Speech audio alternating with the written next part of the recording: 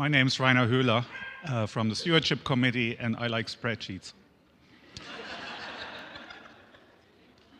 As of today, our pledge season has started. For those who are not familiar, this is basically asking you for giving us the information what you're intending to donate for next year.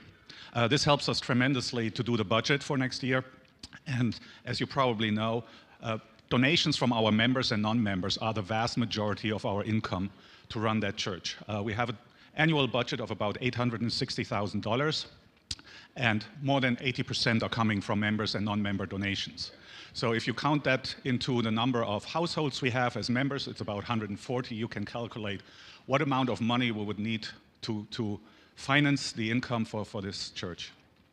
We're expecting this year to run somewhat of a deficit, about $150,000, which we will compensate with a contribution, a loan from the Pop Zion Fund, but we would like to get rid of that loan going forward and really be completely self-sufficient. The way how you can pledge is you can either fill a card like this is still from last year, but we're okay if you take that card, it's also outside in the narthex, fill it, just strike 2024 and make it 2025 and let us know what you're intending to pledge for next year, or you can go online, which is propeace.org/pledge. So you can do that very conveniently there.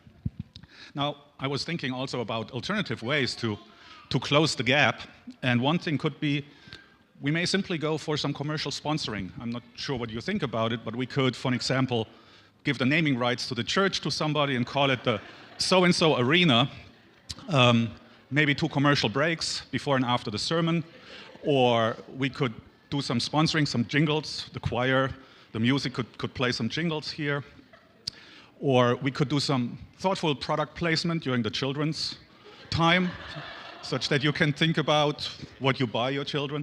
Parking could be along the different tiers of sponsors. If you have the right credit card, you can park closer, or you have to stay in the back.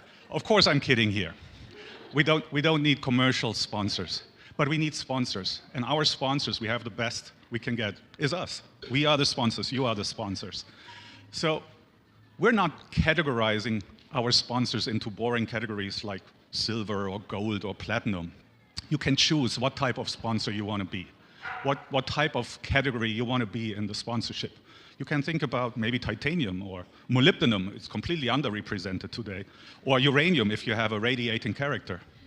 You can be also a plant category, a redwood or a lovely daisy, or an animal category, a blue whale or a cricket, whatever you choose, what really fits to you to give to that church and be a sponsor, a donor you would like to be.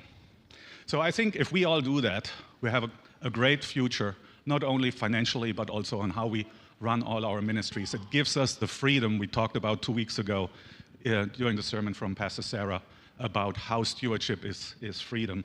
And I promise you, it's better than the commercials in between or robocalls on the weekend of commercial sponsors. Thank you.